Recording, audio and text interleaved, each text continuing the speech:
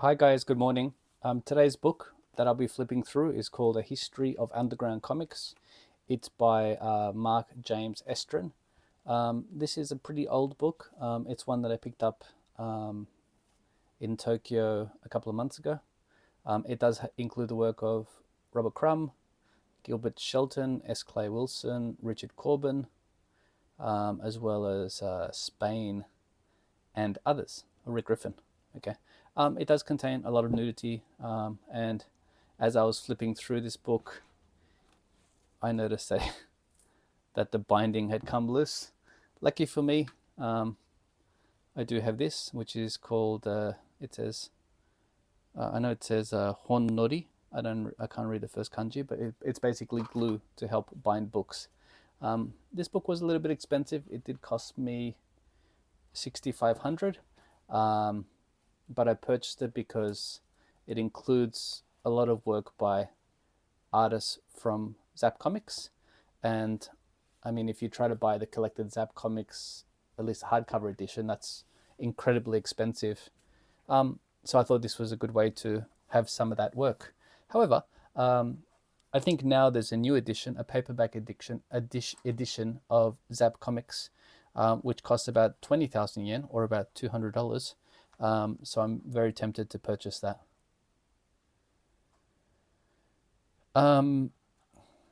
Anyway, I haven't flipped through this book yet. I understand it's going to be a little bit not safe for work. However, I think the chatbots, our AI masters, have trouble flagging these types of books, which is good for me.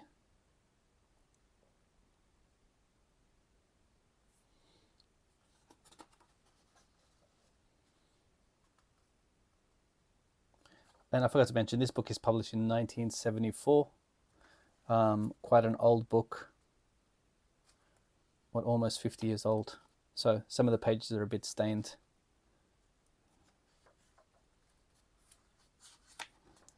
I will try to flip quickly through the stuff that's obviously going to get flagged.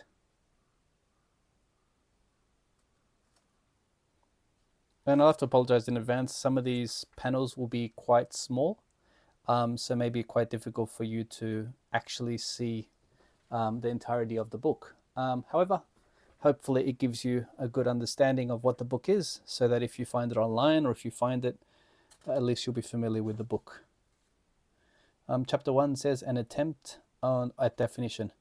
Now, I like the use of color in this book. There's lots of black and white, but then they've kind of got all the numbers in red, as well as all the information related to each panel is also in red. It's just a pretty cool layout decision.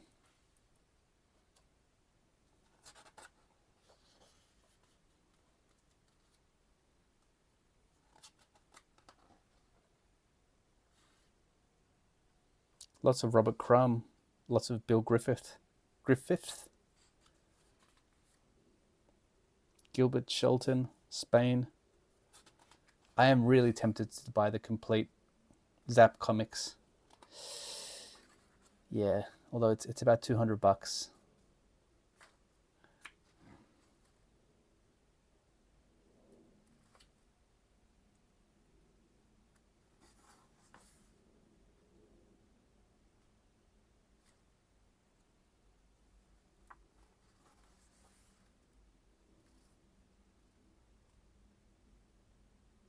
I was going to say, this panel kind of reminds me of Crazy Cat, and then here you have Crazy Cat. Crazy Cat, of course, is published in like the 1930s, and then this one here would have been published in 1971.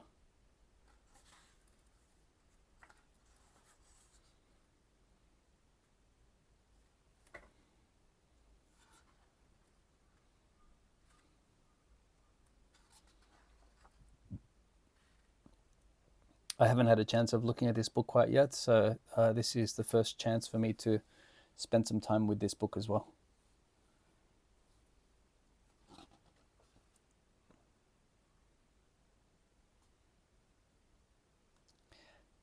Definitely one artist that I'm very interested in is Basil Wolverton.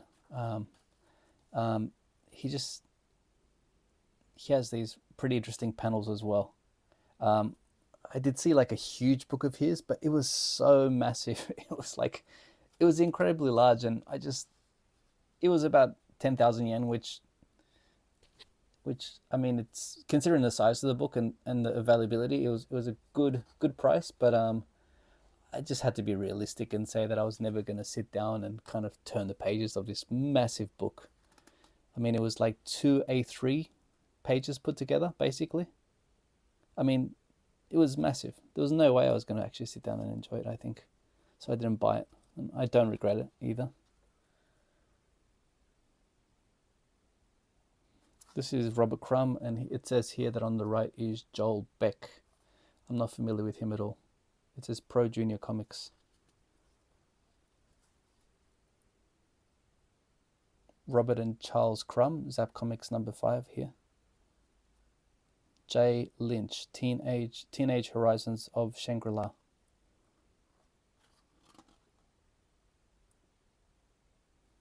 Maybe I'll cover the explicit ones with my thumb.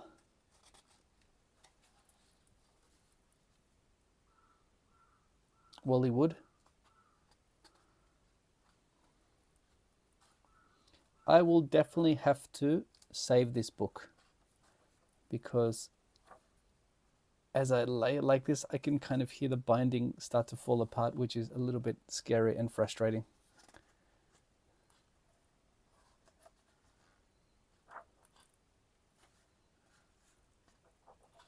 I think that's one of the risks of always buying these older books. On the left here, you have S. Clay Wilson. I have a couple of his books. Pretty unique style of art. Very, very crowded panels. Pretty crude.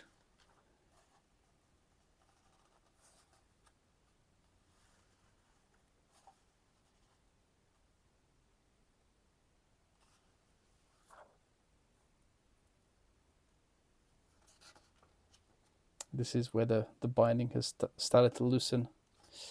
Yeah, that's a little bit frustrating.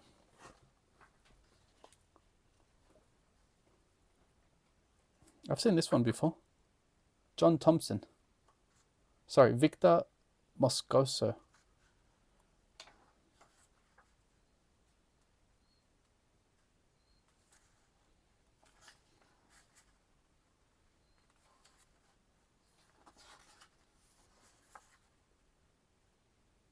Requiem for an Acid Head.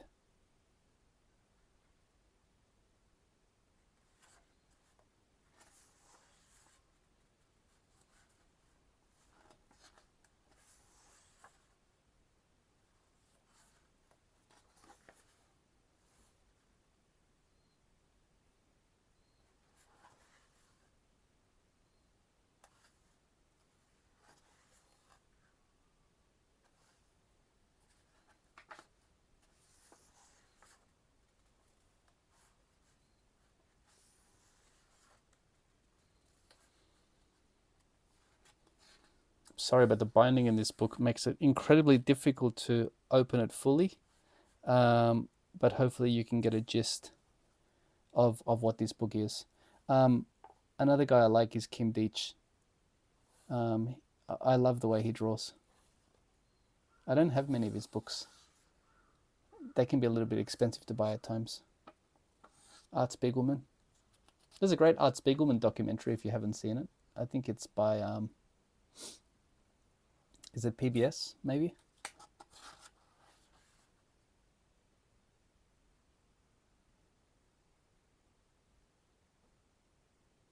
This is pretty cool.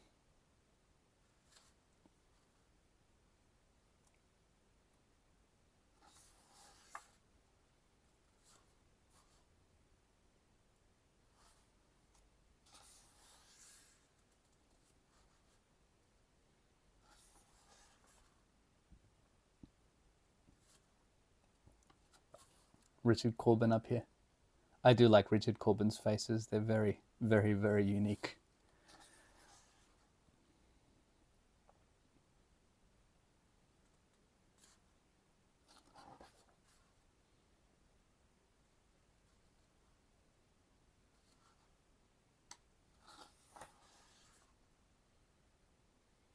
sex and sexism. This is where I think it's going to get a little bit problematic. So I will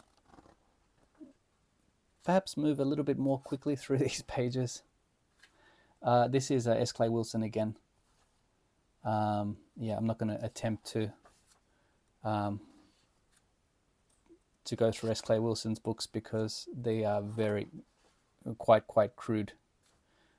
And sorry for flipping quickly. I don't want to. Oh my God. I mean, I should have just skipped this chapter, to be honest with you. Oh my God. Okay. Violence. Okay. Sex is not okay, but violence perhaps is okay for YouTube. Oh my God. This is another S. Clay Wilson panel. Here. Pretty intense stuff. If you listened to Mark Maron's podcast, WTF, he interviewed S. Clay Wilson's wife before he passed away. If you can track down that podcast, it's pretty interesting because Mark Maron does like a lot of these old cartoons or a lot of these old graphic novels, and he had a great talk with her. So I'd recommend you track that one down if you can. I'm pretty sure it should still be online. I don't know what he did with the podcast after he finished it.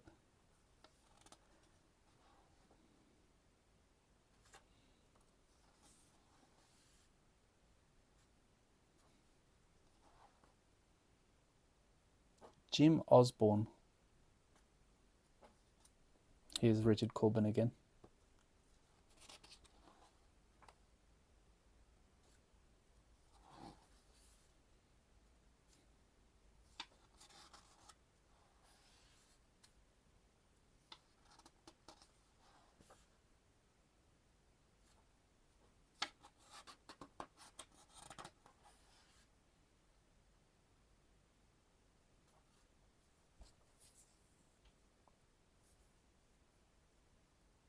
Kind of amazed at Robert Crumb's output. I mean, there are things that I've never seen before.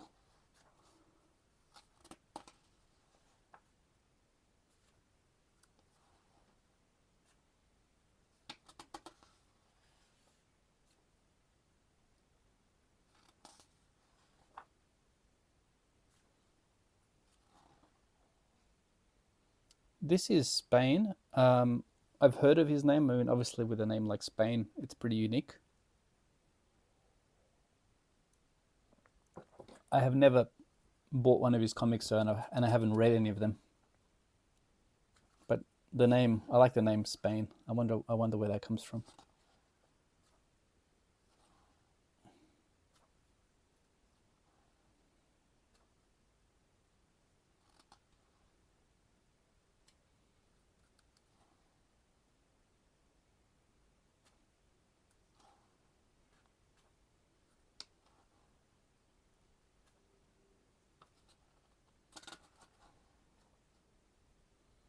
This looks like a panel from like Mad Magazine.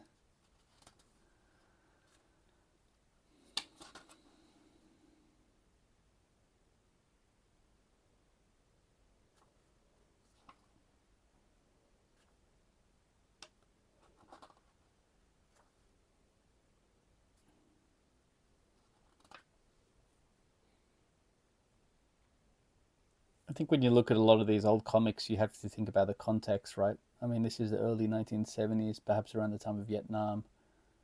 So you have these things called like the Right On Squad. I mean, most of it depicts police violence, and I guess a lot of these guys were in the draft and panicking about that. Also, heroin epidemics would have been a pretty interesting time for the subculture.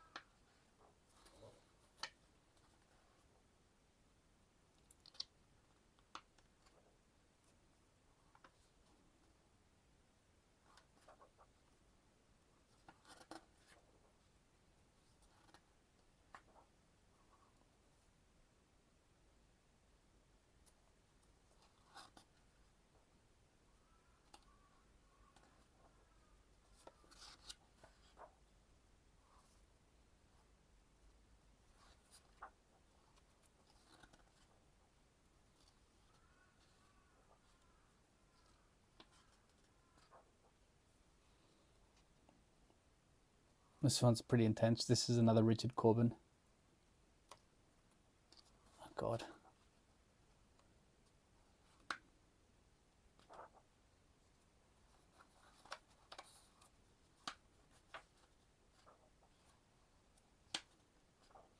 It was a little bit depressing that this book has binding issues. I will have to fix it. It's not really a book that I'm looking to sell, to be frank. I think I need to sit down with this book and have a good read. So I don't really care that it has binding issues. There are a few books that do have binding issues. But you spend 6,000 yen on a book and it falls apart. It can be a little bit depressing. But I think that's one of the risks of buying old books. However, if you have, as I mentioned, if you have the book glue and you have a paintbrush, it's pretty easy to fix. Anyway, I hope you enjoyed this one. Let's see if this one gets flagged. That's it, guys. Have a great day.